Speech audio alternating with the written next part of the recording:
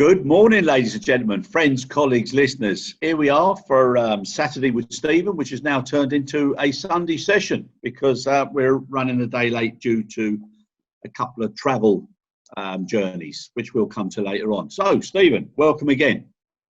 Good morning, Chris. Good afternoon from Malaysia. I see your backdrop. Your backdrop there has changed nicely. Yeah, it's a little bit different. I'll come to that later. But listen, I had somebody contact me during the week and said, "Is this a highlight of your week?" And I didn't know how to answer. I didn't know whether to say yes, it is, because I always love talking to him, and then it maybe make me sound a little bit sad. Do you know what I mean? If that's the highlight of the week. But then I thought, no. I can tell you, apart from, the biggest highlight of my week last week, Chris, was arriving back in Malaysia. But the highlight this week so far is you. And there's only for me, there's only about 10 hours of my week left. So you're doing pretty good so far. Happy days. So, Steve, a lot went on again, and I think we've, considering we're two, and I was corrected earlier by a very, very intellectually gifted young man, inexperienced experts. Indeed. So we did quite well this week. Nobody could claim that of us. Exactly. Eh? Now, one of the big things is this opening up, this opening up of so many countries. But I thought it was real shame that Portugal was excluded at the last minute. And I don't understand the logic again. So we seem to be talking about common sense and logic a lot. That just didn't make sense to me. Yeah, so we said last week that when this list was published, it would be a list of aspiration. It would be a list that countries would want to be on. And interestingly, there were two lists, and I think that confused the matter even further. There was two lists published. The first list that was published was the no quarantine. So arrivals from country X, no quarantine in the UK. If you're not on the list and you don't make the cut, then sorry, 14 days quarantine, the exceptions aside.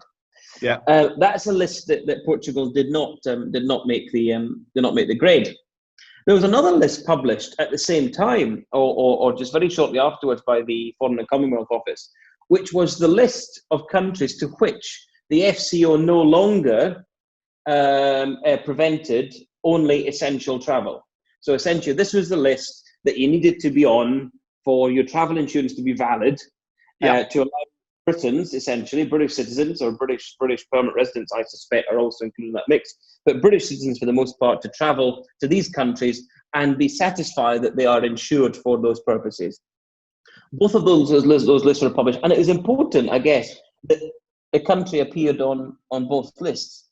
So I think the no quarantine list, which Portugal did not make it onto, was slightly disappointing, because these were polarized, small, I would say small, but small in terms of area breakouts. That was in the numbers, very, very high spikes in very small concentrated areas. And the Portuguese government, I think rightly so, were slightly vexed that the UK government had taken a sledgehammer to a walnut. And that meant that all of the tourism resorts that had been, sort of prepping themselves up to get ready to open for business, and as we said, sort of half tongue-in-cheek, the British Algarve. But for those that know that beautiful part of Portugal, and the Portuguese are beautiful people, it tend to be populated by Brits generally on holiday. So they were relying on that. So that came as a massive hammer blow, I think, to Portugal and its tourism industry. And I can't see the logic. But then there's been many decisions, Chris, made throughout this process that we haven't seen as logical or for the most part, common sense. Yeah, but that one, especially with the UK and Leicester, I mean, it's a similar issue. It just beggars belief. That's right. Yeah, absolutely. Absolutely. Such a shame. Yeah. Anyhow, it is what it is. Hopefully they'll get back on it shortly, because I agree with you. It's a beautiful country and one that's always been very, very popular with very open to the Portuguese. And one thing I don't know if you do know is Portugal and the UK have the oldest standing alliance in global history. Really? There's a long-standing alliance between the UK and Portugal, which goes back many, many centuries, and it was formed. I think it might be It might be 14th or 15th century, something as far back as that. So way before the Act of Union, between the nations now of the United Kingdom. I'll have to do a little factoid for that and find out what the story was there. I think you've already read up on that, mate. That's clear to see. I've not read up on it. No. What you've been doing in your time off. I'm looking back to it. Goes back to I was like 14th century, 1386. It was ratified as a Treaty of Windsor. So little bit of interest there for you there. So yeah, you're right. I think Windsor. Treaty of Windsor. Yeah. So it's the oldest alliance based on known history. It's still in force. I have to call you Stato Stephen from now. So instead of a domestic tip, we'll have to get a stat from Stephen. So that's the one. That's the one this week. Stat from Stephen. The point of that was the Portuguese are rightly aggrieved. No, 100%. And this logic has got to come in. But the good news is it wasn't carnage yesterday with Super Saturday, with the pubs and the restaurants and everything opening up. It wasn't as bad as people expected. I think there were pockets. I mean, I saw the news this morning, last night, but I think there were pockets of non-conformance. But we'd expect that in a modern society.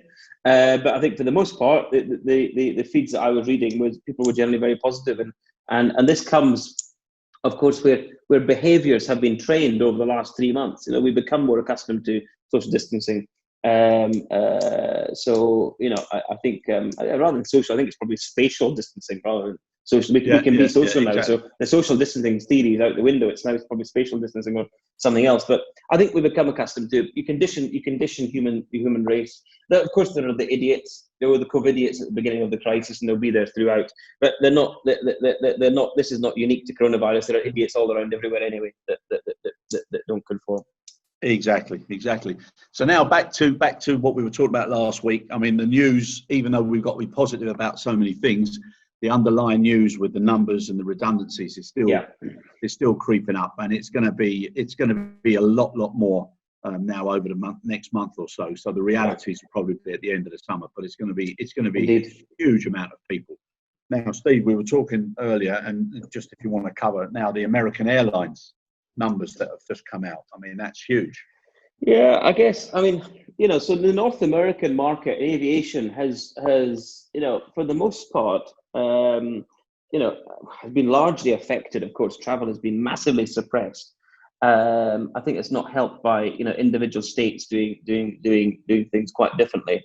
You go East Coast to East, massive. The Eastern Seaboard, they're pretty well controlled. You get to the centre of the country, and things sort of start to fall over, and these massive spikes, and people are proud of not complying, and then you get back to the Western Seaboard, of course, and then things are slightly more controlled again. So I think with that sort of geographic and political landscape, you're always going to have some challenges. But I've seen a lot of carriers are still flying domestically. People still moving around North America. Alaska Airlines last week brought out their yellow card system, which I loved. So with a nod to football.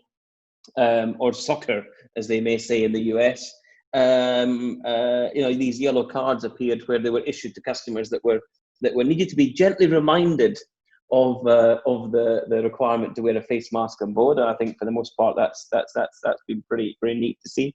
But there have been some challenges still. I was watching a webinar, a webcast a week with the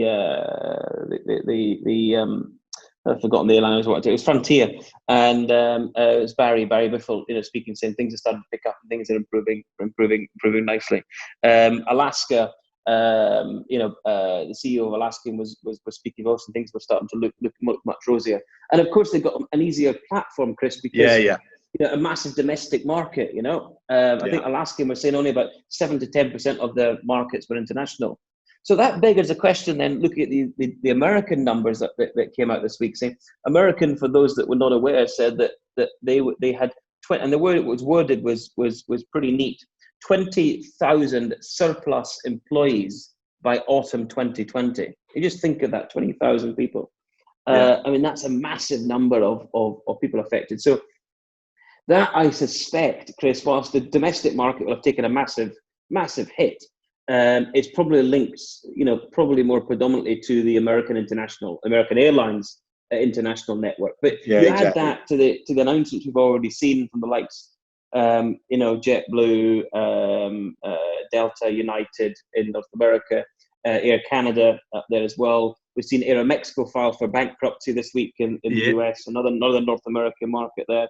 So Aeromexico not immune, along with their sort of South American counterparts that we've already seen with LATAM and others. Gol were massively challenged this week as well. And you add all of that in the Americas to the list of what we're seeing in Europe, with Ryanair, EasyJet, British Airways, Norwegian, in the airline sector. Then, of course, you move to services with Menzies, Swissport and others. And the list just continues. And it's utterly, utterly tragic. So when governments make these very sort of short-term decisions and lock down their economies, I suspect that nobody once thought that the effect of that would be so massive, in the airline or the aviation vertical.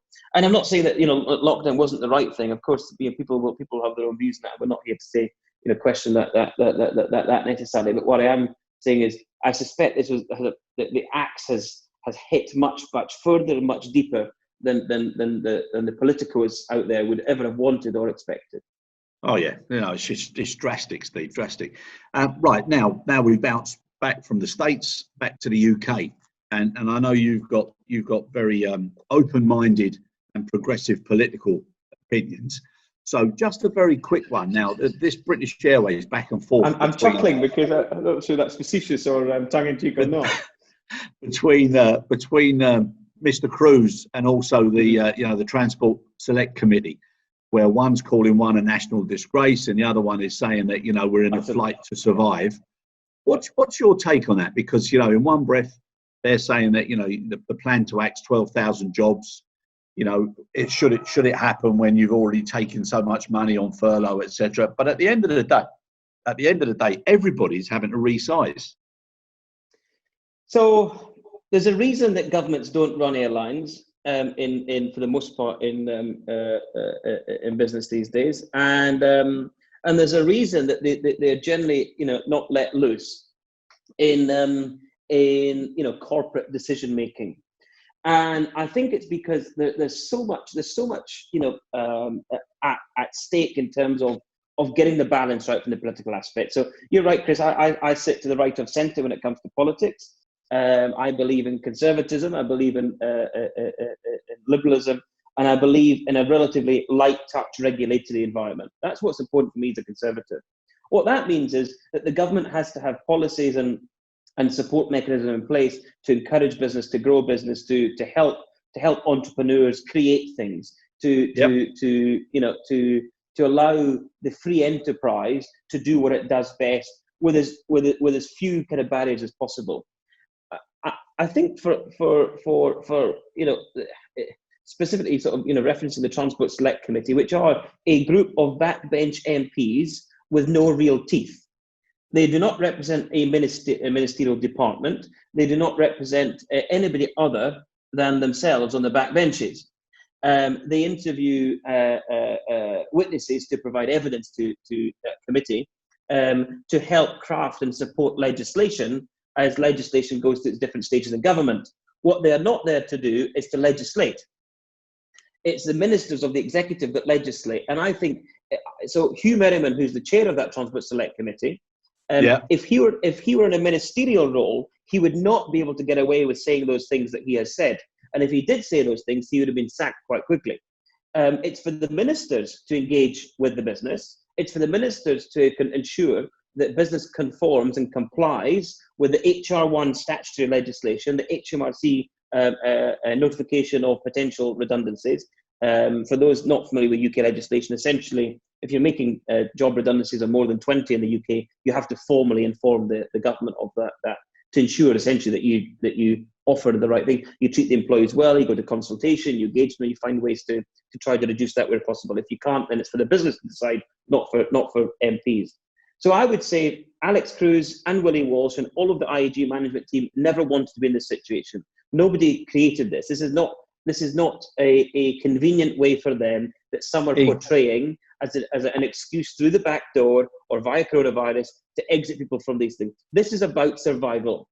And when you think that business costs 170 million quid a week to run in British Airways when the lights are off and the door is closed, That's a pretty startling number. So whatever sums they've gotten from the government in terms of furlough support or incentives, it pales in insignificance. So Hugh Merriman and his Transport Select Committee should be better served by helping support and sponsor industry-wide recovery measures or initiatives for the betterment of UK industry. What they should be better doing is suggesting that APD be suspended for the next 2 financial years, for example, for this current fiscal year and this budget year and for the next budget year. That would be a much better use of their time on that select committee than hammering against British Airways and the like. Totally agree. And all it does is it just clouds up the story again, and it makes people who are feeling bad, down, frustrated, get more anger. And that's something that I think everybody's got to be a little bit careful about now, because people are going to be so frustrated, they're going to be so mad that they've lost their means of sustainability through no fault of their own. And if press, media and everybody keeps on and on and on, it actually brings everybody down. Instead of saying, and you mentioned earlier about having entrepreneurs and people to create and innovate, that's what the world needs now. It needs successful people to be proud of success, move forward and create things for everybody around them, and not have people with green eyes or bitterness have bad thoughts or bad comments about people that are successful. I just don't understand it. Yeah, we should support that. Yeah, absolutely. Totally. Now, another man who's very, very capable of defending himself and creating content, Mr. O'Leary, Michael O'Leary. And again, what he's saying there about the industry facing the worst downturn in 100 years. And also about the fact that, what he's looking to do by including his staff. So with the best paid captains, having suggestions of a 20% reduction and 5% from the lowest paid flight attendants. And then he's looking to negotiate those pay cuts by agreement, that he could then avoid a lot of job losses. Well, I think a lot of organisations are looking at this now, whereby the team comes together and shares some of the pain, rather than some be on the winning side and some be on the losing side. How do you feel about that? I think that's absolutely right. I think the thing here is, Chris, if the businesses are not allowed, or the unions make it difficult or challenging for business to renegotiate some of the collective agreements, the bargaining agreements that Johnny entered into for large work groups of the trade unions. If the unions make that a difficult process, it's quite simple. We can have less people paid more, or more people paid slightly less than they were before. Yep. We need to also have the protections of what does that mean for bringing people back into the businesses when business recovers. We need to also have some protections around, so when things do start to look better and you brought some of those people back on board, wouldn't it be therefore nice if we can start sharing in that profit when that profit returns? Now that might be 2 years, 5 years, that's 7 the point. years. Wouldn't it be nice for those businesses to sponsor you if you're not required, rather than redundancy, give leave without pay options or whatever for some of those people? But I tell you what's making it tough, Chris, is there's a challenge with things like legacy agreements in collective agreements of last in, first out. Yeah. So these unions, of course, generally have a place or a part to play. But what happens when they're sitting on the table is the last in, first out policy that isn't there, particularly for pilots, the pilot community. In certainly a number of airlines that I have worked with historically, what this does is it artificially retains the most senior people at the top of the seniority list that are paid the most, that probably have less production than the guys at the bottom of the ladder. And therefore, when you're looking at A and B scales, sorry, that was a small sandfly, I was trying to catch that. Very good. Sandfly season. It wasn't quite the Barack Obama fly swat, but I tried my best. They make these legacy precedents in these agreements make it difficult for business. And what that means then is you're stifling people at the bottom of the business who are new to come in, who are young, fit, fresh, energetic, want to be part of it, and also are more likely on a B or C scale compared to their compatriots and their senior peers at the top of the list that are paid far more than them and got legacy terms. So this is a problem, and this will disadvantage business, which means business has to take more heads out than it would do if it was able to take less of the higher paid groups and those things. So you're absolutely, this is about sharing the pain for everybody. And if we don't sort of do that fairly, then I think there are lasting consequences. 100%. And I think that share the pain, benefit from the gain principle is something that people could live with, and companies should be pleased to do, especially looking at the future based on today's results. I think it makes a lot of sense. Now, Indeed. that also means that the unions have to also change their opinions a little bit and also look to protect everybody rather than those that have had the benefit for so long. So I think it's something everybody needs to change their mindset. A little bit of stats for Steve the Stato. 9/11. Did you realise that flights were only grounded for 4 days? Yes. I mean, that's amazing, isn't it? But if you look at 9/11, Chris, I don't think it is amazing. I think it's a very different event. And some of the work that we've done with clients recently has refreshed my memory. So I say yes because not that I knew if you'd asked me 3 months ago, but I know now because of the work that we've been doing at Skylight Aviation with some of our clients. And what's clear is that 9/11 was a very specific event. Of course, global consequences. Yeah. But very specifically, geographically contained. It, for the most part, affected North America. It didn't touch on much from UK and Europe, within our continent. It didn't touch on what happens within the African continent, and it doesn't touch what I'm saying here in Asia Pacific and Australasia. What it did do is change some of the behaviours and conditioning around flying, and safety and security standards, of course, changed as a result. But it was predominant. If you look at that sort of the return in travel that picked up after 9/11, it was much more resilient on a whole. Whereas this is the biggest crisis we've ever seen, bigger than the GFC, bigger than SARS, bigger than MERS, because even SARS and MERS, of course, were geographically contained. So the only other really proxy was the GFC, which was nothing, didn't have a patch of this, Yeah, no, exactly. I think it's just that it was such a, well, for me, it was such a shock to see that stat, because I remember, it was the end of the world, everything was terrible, nobody was expected to travel. And then, to look at it only 4 days, when you see what's happened now, that's why there's so much reaction to the, businesses with continuity, sustainability, their financial capability. So, it needs a huge, huge change of thought from everybody. Now, aerospace. Airbus, another 1,700 jobs in the UK. And then on top of that, 15,000 total. 15,000, 15%, out of there, 90 odd thousand strong. I mean, that is a real reflection of how the business is going to be for the next several years, not just, not just 1 or 2. It's going to take a long time to come back. Yeah, I think, very sad. I mean, this is the, I mean, if you like, Airbus is almost at the top of the food chain. I mean, the OEM is there as the provider of aircraft that makes all this, it makes everything else work.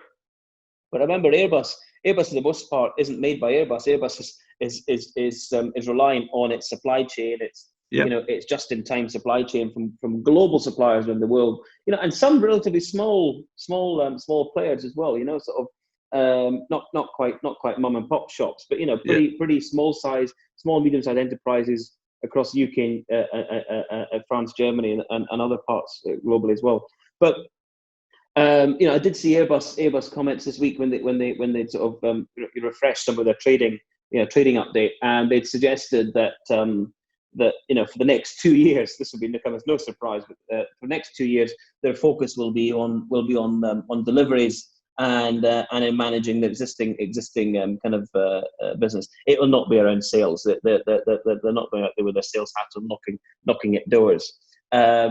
So look, no surprise there, Chris, at all. But sad, of course, as well. And add to that, Rolls-Royce as well in the UK. A bastion of great British engineering. So 2 firms, Airbus and Rolls-Royce in the UK, with sites across the West Midlands and Wales and Somerset. It's a pretty devastating outlook for aerospace. Yeah, no, it's incredible, and not focusing on what I would consider to be the the less positive side of news, but also EasyJet with the announcements of acting so many jobs, and also some of the bases as well. I think that just goes to show for a company that was able to pay a dividend that seems to be quite well stocked. they're still being realistic with the amount of reductions in aircraft that's necessary. So, I mean, it's across the board now. Everybody is agreeing on the same principles. So people, have got to change their mindset, rally round, and start doing things a little bit differently. And somebody who coined a few words together, which I think could have been written by yourself, we need to get back to some degree of normality. We can't live our lives sitting isolated at home. So Mr. O'Leary, again, I think gets a tick from you there, Steve. Absolutely, and I would say I've seen some comments this week about the new normal. And some of my airline and airports colleagues and network, commenting around, welcome to the new normal, with people in hazmat suits and cabin crew in hazmat and masks throughout flights. Airports was pre-screening, pre-entry to the terminal. That is not the new normal that I want to be a part of. I think that is an interim, temporary phase to get us to one of disease eradication, highly unlikely. Yeah. Secondly, controlled kind of limits or spread that becomes sort of risk acceptable and deemed okay, probably more likely. So those are control measures, etc., that we in place. The third one is probably an outlook of some is very positive, but is vaccination. Yeah. So which again probably is more likely than the first. So I think disease eradication, let's forget about it. That's never going to happen. But I don't want to be a part of this for a minute longer than possible. I think there has to be some degree of normality and getting people back to normality, getting public conditioned again that there are the right risk measures and controls and mitigations in place that gives them the confidence for us to do things in a slightly more normal way than being welcomed on board by your cabin crew in hazmat suits. That I don't think is sustainable, and nor should it be, and nor would customers want it to be. So, tough, very, very, very, very tough. Sort of thinking about when that will be, but I think aspirationally, Chris, that's somewhere that we'd like to be. So this new normal thing, I've gone off, and I think planned positives now are much, much more the way forward. Yes, and now what a segue. Now, as we move across to planned positives, there is some good news. So you've got Frankfurt and Amsterdam with the new runways opening. I did, yeah, that's good. I saw Frankfurt and Amsterdam opening up their additional runways, which I think is great news. That obviously means two things. It means one of two things. It means they're moving aircraft off runways where aircraft were parked before, which is slightly positive. It's helpful. It gets the aircraft moving again. We'll take everything. But I'd like to think that it meant even more than that, which is that the capacity of that runway is now required at Frankfurt and Schiphol. That would be even better. So the combination of both would be great. But if it's just the first to get aircraft moving again, that's also good. Exactly, still a start. I mean, talking of the German connection. So I had a call with a colleague in the Lufthansa group this week who'd called sort of well, that was a bit of a close shave.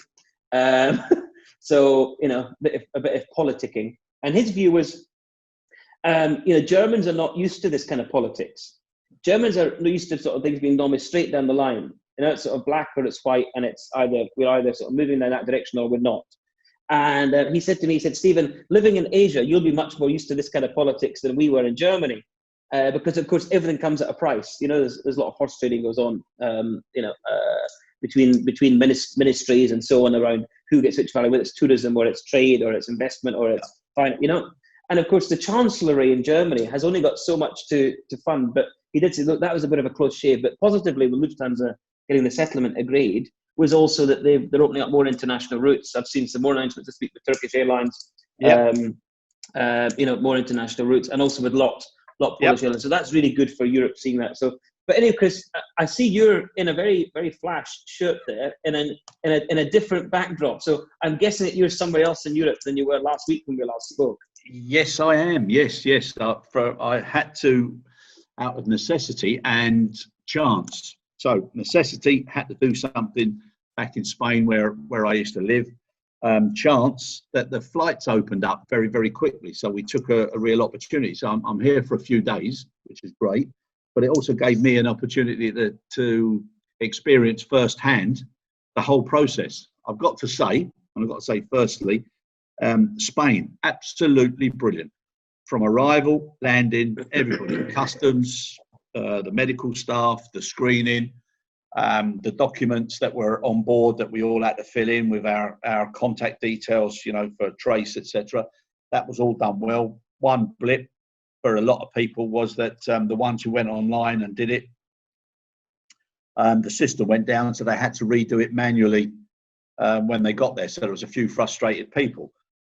Being somebody who thinks ahead, I decided to also take it out of doing one on the aircraft just in case. Just in case. And I sailed through with a smirk from my wife, as if to say, because she was saying, what do you do that for when you've already done one? Anyhow, that's another story. But on departures, everything, yes, people were wearing masks, which was good. The spacing, as you call it now, departure out of the UK. Spatial distancing out of the UK was very, very good. Carrier, which I will mention, British Airways, I've got to say that the crew on board were absolutely brilliant, absolutely brilliant. And they had to deal with one incident, of which if I had been one of the crew, I wouldn't have been so politically nor politely correct. And the two people involved would have known exactly what was going to happen to them and when. But the staff were absolutely your gentle, calm side coming out there, Chris. Yeah. The red, yeah. No, the yellow and the green instead of the bright red, yeah. But no, they were absolutely superb. However, the only thing I would suggest is every single organisation now, even though things are coming quite quickly and then they're stopping. So one of the things that I was surprised with was when you looked up at the board, all of the Greek destination, Greek and Portuguese destinations were all cancelled. So quite short-term cancellations. So that was sad to see. But everybody involved in the whole process, they should have had time now to plan for a rapid return or a rapid reboot. And it clearly looks as if people haven't. And, you know, and there's only so many times you can hear people, and I'm not picking out any single organisation, there's only so many times you can hear people saying, yeah, but, you know, it happened so quick and we weren't expecting to be back. And yesterday was relatively quiet and now it's gone, you know, it's gone crazy again. And that's obviously because of the announcement of the countries that were open. But also prices have gone up through the roof, which is expected, but, you know, it's also that. However, you know, touch wood, I'll be experiencing the same on Friday going back, so we'll see. But it's good to fly again. Great stuff. Good. Yeah, it's good to be back. Pleased to be back there. Yeah.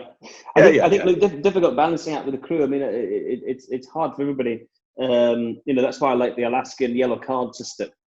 You know, but the Brits, a little bit of humour. A little bit of humour, but they're a bit more polite. You know, I always tend to find the British Airlines a bit more polite. Whereas you wouldn't mess around with an American Airlines crew quite the way that you might get away with the same in the UK.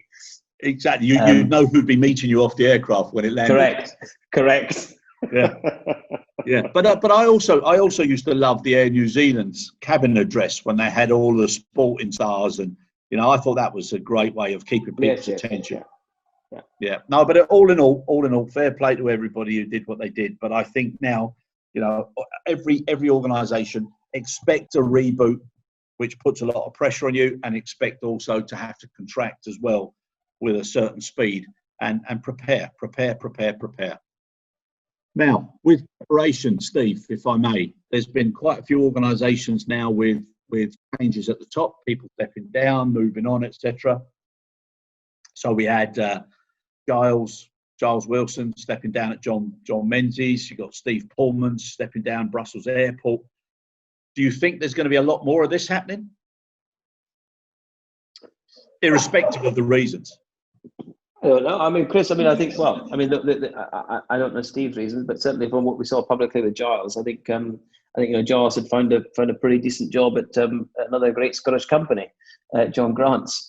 So I think probably timing was maybe helps accelerate some of these changes. But in the people's sphere, I think what we are seeing is you know, airlines and businesses and suppliers in the supply chain that are doing this properly, whether it's the CEO or down through the organisation, or in fact the board. Board change is probably equally more as at risk or a risk of change as executive positions. But look, they say a change is as good as a rest, Chris. I think opportunities like this come along whereby businesses that are run very well and have been historically run very well, and then sort of move into crisis mode. May require different sets of people to run them.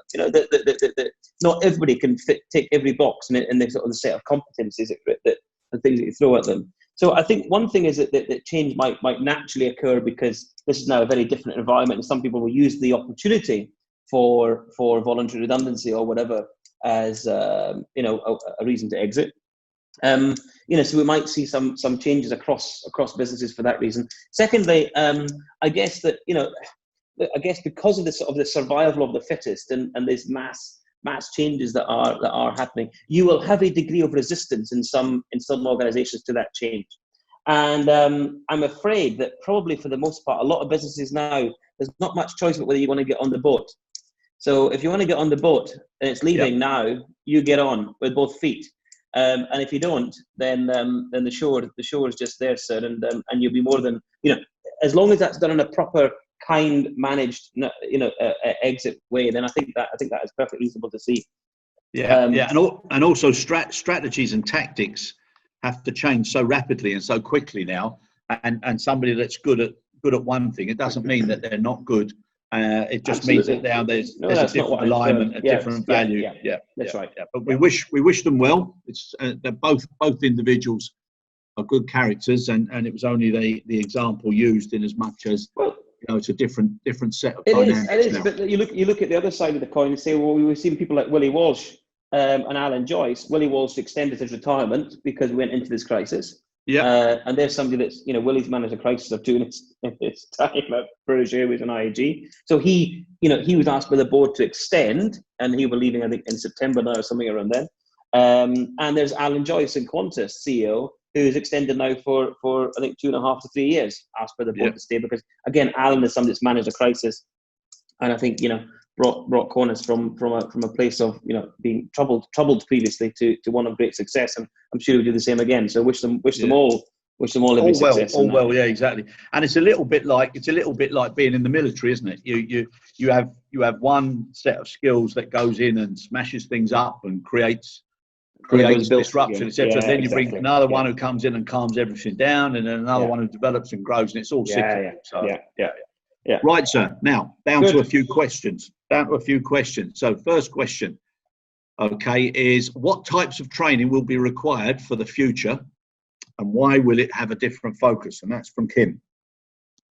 I think we've covered this a few times, Chris, in previous sessions. So I don't know if you want to lead on that. Well, we have. It's just I think it's not something that you can talk enough about because the types of training that I'm also seeing now online, some of it is of such poor quality. So it's basically you just have to sit in front of the screen, watch the slides or listen to somebody talking. You do a very, very simple test at the end of it. And people assume that that's good enough. And whilst the cost is a lot lower, the quality, the capability that people get from it, it's not something that's going to bring them a lot of value now in what they're doing. And what people need now is back to basics, roll your sleeves up, do something that makes sense so that you can see somebody as soon as they step out of that classroom or virtual classroom and they walk into the work, but they can actually do something differently. So they need to know why they're actually doing all of this. And there was a much more lengthier text associated with the question. And basically she was saying that, so many people are now being passed on. You've got to do this so that you keep up to date, etc. But the quality of the training is so poor. And you don't get the chance to see if people are engaged or if the attitude is right or the application is right. So they don't even cover a follow-up at some point in the future where somebody from the training organisation comes and verifies the capability and the competence levels of the persons that have attended the training. Well, I think that's something to touch on is actually, so it's all very well using this downtime to do, off-site or remote learning or e-learning, whatever you want to call it. It's very important that when you go back into the work environment that there's a validation process. validate the training that's been delivered, validate competency, validate knowledge. Once that's done, I think you need to move then into a practical sense and say, actually, how do I get you competent now with that task? Whether that task is DGR classifications, or it's check-in, or it's pushbacks, or it's whatever function you perform. I think that's really important. So companies have to think about that. This can't just be a tick box exercise. I think the great example is in Airlines, Chris, where we spoke about this before, around pilots going back in the simulator, going back training on these events, maintaining their currency, maintaining their recency. Then when they go back to flying, they're pairing captains with captains, or captains and training captains, to start to build that experience back up again. So some good lessons to be learned from examples like that. Yeah, no, exactly. Now, another question, youngsters and the next phase. Okay, is there an opportunity now, or is it something that youngsters should be, steering away from? Was a question, and that came from Martin. Now, it was gearing up to the fact that everybody's expecting a couple of years, of turmoil. So my thoughts are where the aviation, the supply chain sector, where that's come into its own with sustaining the, just everybody's expectations of what they expected or what they thought was normal.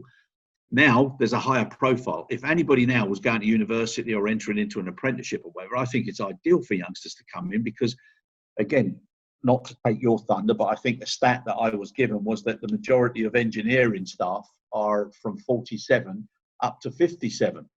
And now is the time for youngsters to come in with the knowledge that if you've got 2 or 3 or 4 years ahead of you, whereby you're going to be learning, things that are going to help you in your future career choice. If you get into anything to do with aviation, I think it's a great opportunity. It's a great time. Well, I think, I'm a huge fan of apprenticeships. I wasn't a formal apprentice myself, but I felt like I served an apprenticeship. When you work on the ramp at Edinburgh Airport, let me assure you, it feels very much like an apprenticeship at 16 years old. There are non-suitable for podcast experiences. But what's great about that, Chris, is saying, look, we are going to lose a lot of experience, a lot of skills, a lot of talent, a lot of competence. How do we plug those gaps? Now, whilst businesses will be in the retrenchment mode right now, or redundancies, or still think about furloughs, still right-size an organisation based on fleet and network going forward, somebody there, whether it's the chief people officer or the HR department, but better than that, the business unit leaders themselves, because it's not HR's job to think about people, it's business managers' job to think about people. It's HR's job to keep you out of jail when it comes to policy. The businesses need to be thinking clearly about, how do I create this talent pool? I'm going to lose a lot of this experience at the top. I've got a little bit in the middle, but there's not much now at the bottom, because the bottom's moving up. So now I need to create a new bottom. And where is that? So apprenticeships, I think, one great way to do that. The other aspect is redeploying people across your organization.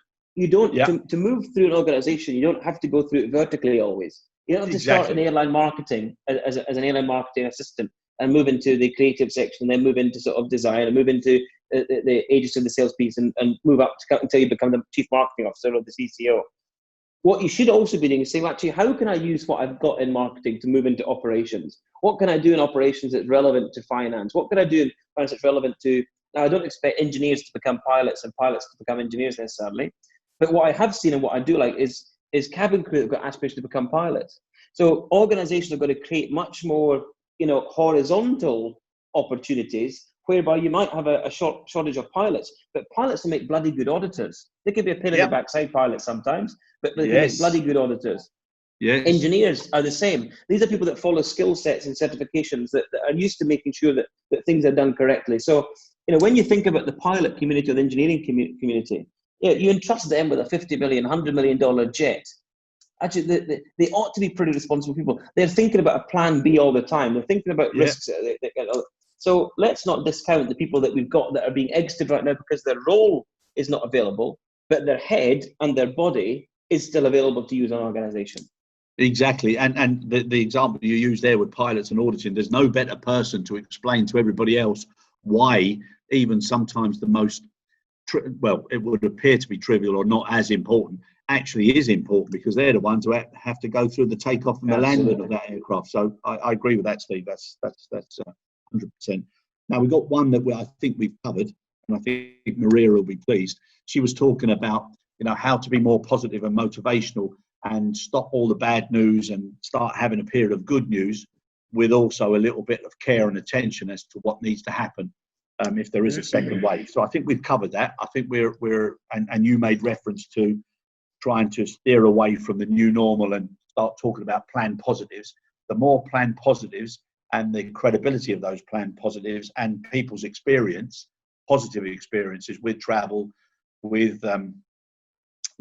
everything else, restaurants, anything to do with bringing people back into the workplace, the more positive stories, the better it is for everyone. Absolutely. So I think we fully endorse that.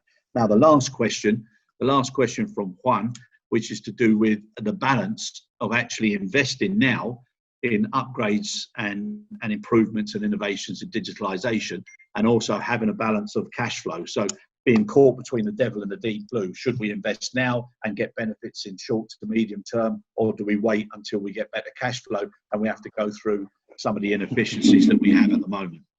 Yeah, difficult juggling act, that one, I guess. For all the bean counters out there, they'll want to make sure that they're getting much more value, from an investment than probably ever before.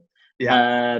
A lot of focus historically was on profitability, and we know that that cash now has really truly become king. This is the question of liquidity. So cash is going to be scarce and tight. So if you thought it was easy, if you thought it was difficult getting money out of your finance department previously, then you've got something to come, because I suspect going forward it's much harder. What I would say is in making these business cases stack up, what we've been forced to do, Chris, is have airlines and airports invest in technology that businesses like mine and others out there who have been championing kind of technology innovation, self-service, contactless, optimizing existing manual processes, or throwing manual stuff out and replace them with technological solutions. That's going to become really important now. So what we've seen is an accelerated investment in that kind of technology. And when you make quick investments, they're doing this because it's sort of knee-jerk and it's been necessary to get some of this in place. It's not necessarily got the right long-term kind of stretch or business case outcome that the finance department would want. So what I would say is a couple of things. One, with a bit of once we've spruiked the return, it's time to actually start thinking a bit longer term about what those investments are that we should be able to make, or will provide us the long term either cost reductions or revenue improvements, or combination of both. The second thing is we need to challenge supply chain and the vendors, because these vendors that rely on software provide software as a service and technology space, as an example, it's a pay per use environment essentially. Pay per capita per user work, and I just think that's not going to cut it anymore. I think there's going to be some skin in the game. Yeah. When you get some skin in the game, and that's not skin in the game necessarily from an equity perspective, but skin in the game from let's take some risk share here. So you want us to pay $1,000 a week, or $10,000 a month for a service. Actually, let's put your money where your mouth is from a supplier perspective. Let the airline or the ground hand over it. How good is this thing? What will it actually do for me? Because if you don't deliver those results, then I ain't going to pay you a single penny. What I will do is make sure you've got fair contractual terms to recover your costs. But I don't think that we can start looking. So that's where the finance team can get some better balance in pushing their business unit heads to, I think, allow those investments to happen. So as long as the investments are all there, but it's got to be done in a much better comprehensive way now, I think. Yeah, no, I 100% agree. And those that are responsible for the system platform and especially their own systems architects, they've got to now redesign and go back. And I think they've got to give small building blocks or modules of systems that really, really make an impact quickly, so that people can see the returns, and then they'll continue to do so. And they should also have better data as to which is more effective, so that they can actually prove which ones are the best for that particular reason. So the end of another week, Stephen. That's it, indeed. Yes. So just a long session for our listeners this week. Yeah, but I feel now that we've truly internationalised the inexperienced experts session, that it deserved a few extra minutes. Great stuff. Thanks a lot, Chris. Thanks for your time. Likewise, my friend. Always a pleasure.